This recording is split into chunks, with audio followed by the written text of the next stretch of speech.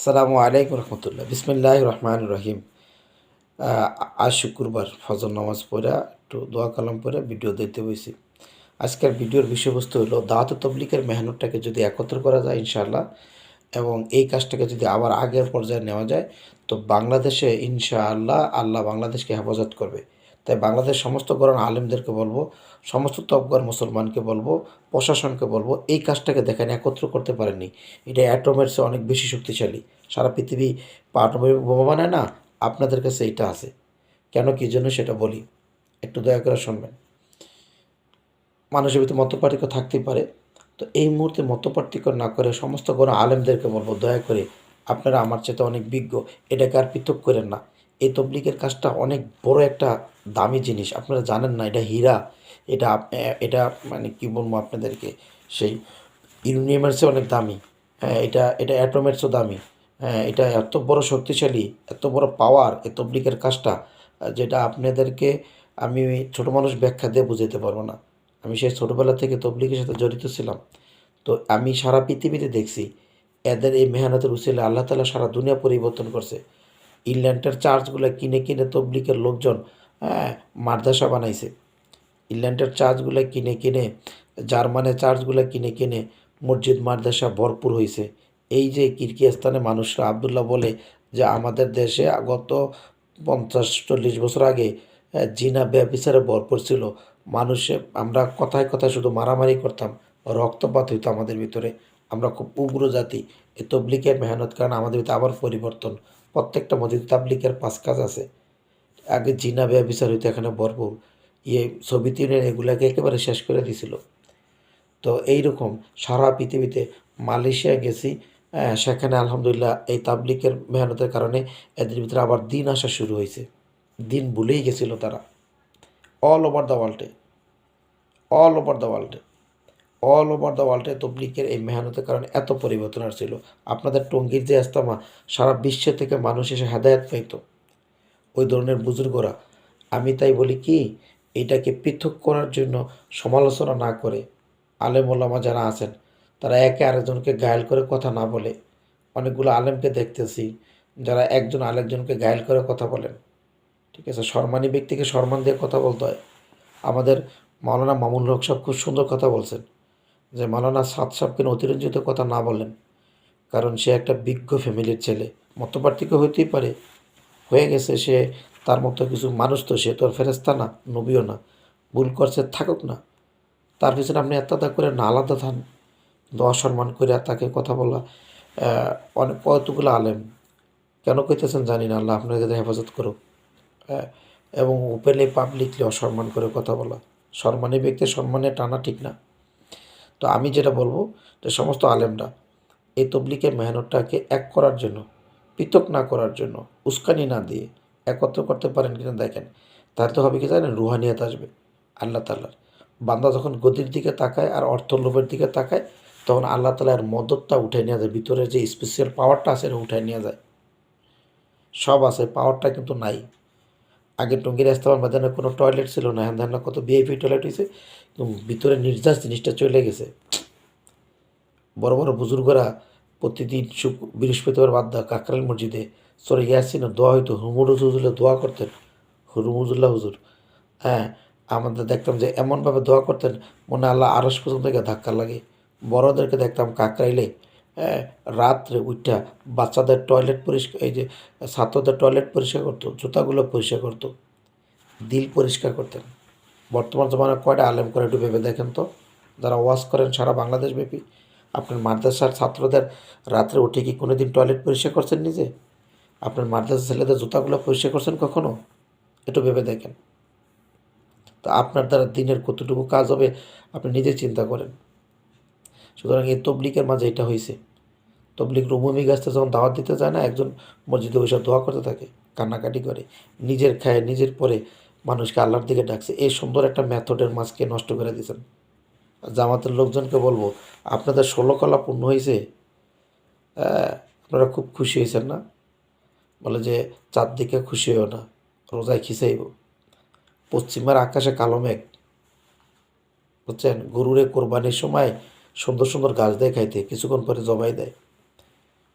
তো মুসলমান যখন আপসে নিজেদের ভিতরে ঝগড়া ভাষা শুরু করে তো আল্লাহ তাআলার রহমত উঠে চলে যায়।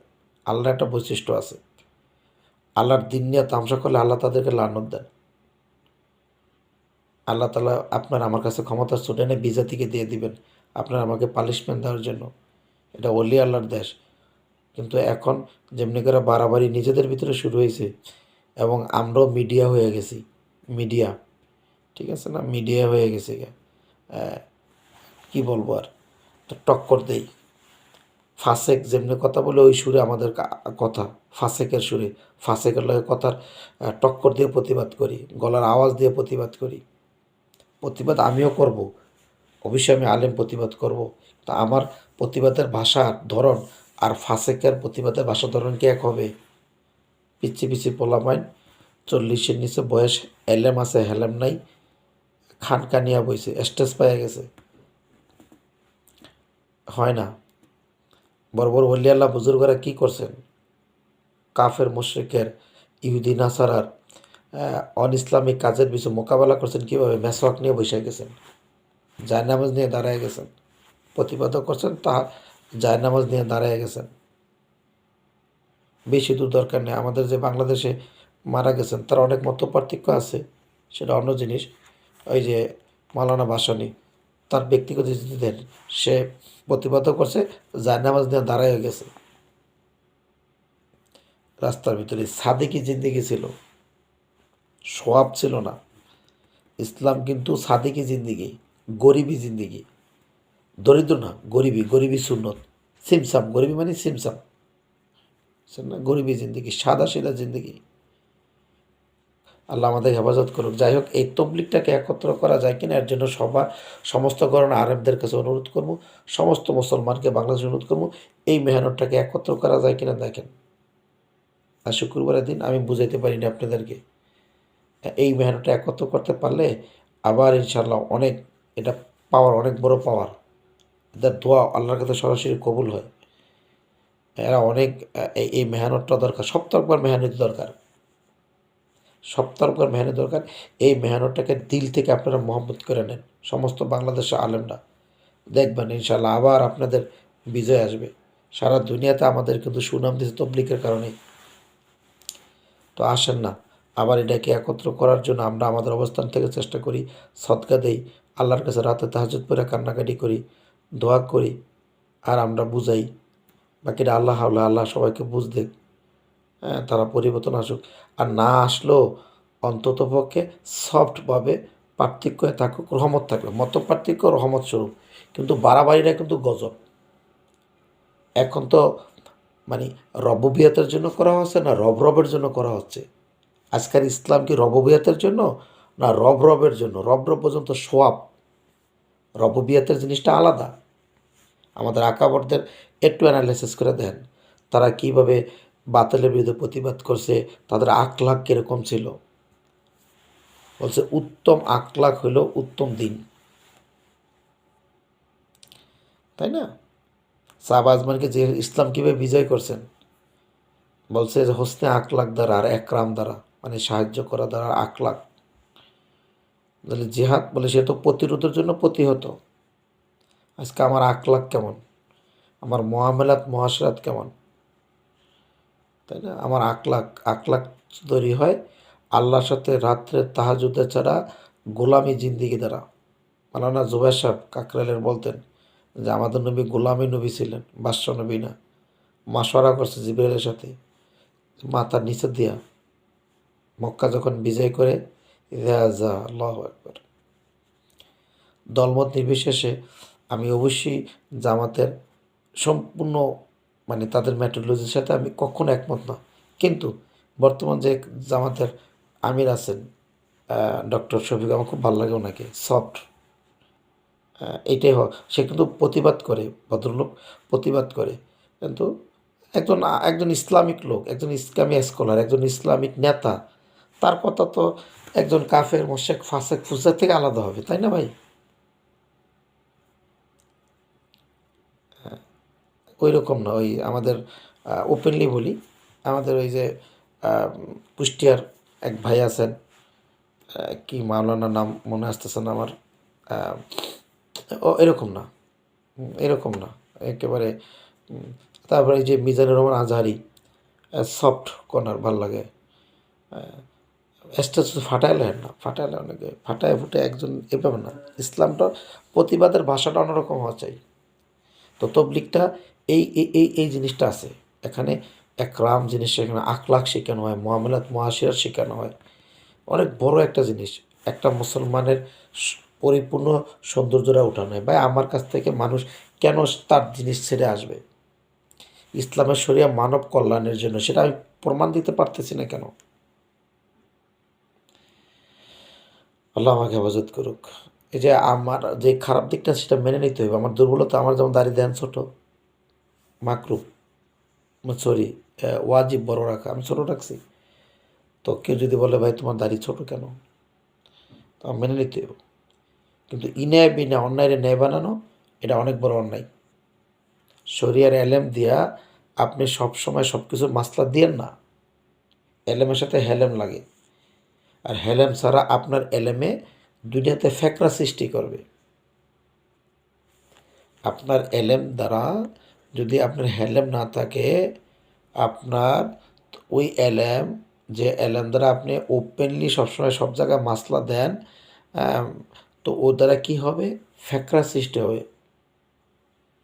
এই জন্য আল্লাহওয়ালা হওয়া, আর আল্লাহওয়ালা হওয়ার কারখানা হলো দাওয়াত তবলিগের মেহনত। এটাকে একত্র করা যায় কিভাবে? সমস্ত আলেমদেরকে বলবো, সমস্ত বাংলাদেশের ওলামা কেরামে বলবো, সমস্ত সাধারণ মুসলমানকে বলবো, আইন প্রশাসনকে বলবো, সরকারকে বলবো, এটাকে একত্র কিভাবে করা যায় এর জন্য মেহনত করেন, আল্লাহর কাছে দোয়া করেন।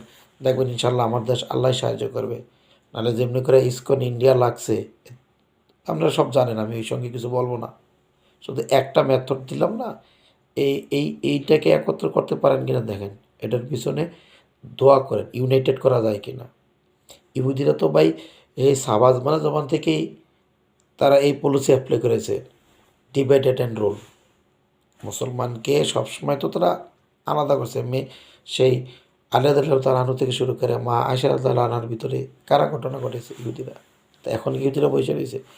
বাকি হলো ইহুদিদের প্ল্যানের সাথে আল্লাহর ক্ষমতাও সবচেয়ে বড়। আল্লাহ ইহুদিদেরকে কখনো স্বস্তিতে রাখবো না। ওরা চক্রান্ত করেই যাবে। দিনের শেষে বাংলাদেশের কিছু হবে না।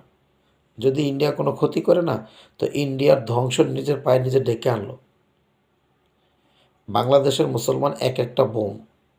ইন্ডিয়া যদি কোনো কারণে এই বাংলাদেশটাকে দখল করে বা বাংলাদেশে কোনো ক্ষতি করে, তো ইন্ডিয়া যেন তার নিজের গলা নিজে আত্মহত্যা করলো। যদি আমি মারাও জায়গা, এই ভিডিও থাকবে, দেখবেন, একদিন মিলে দেখবেন।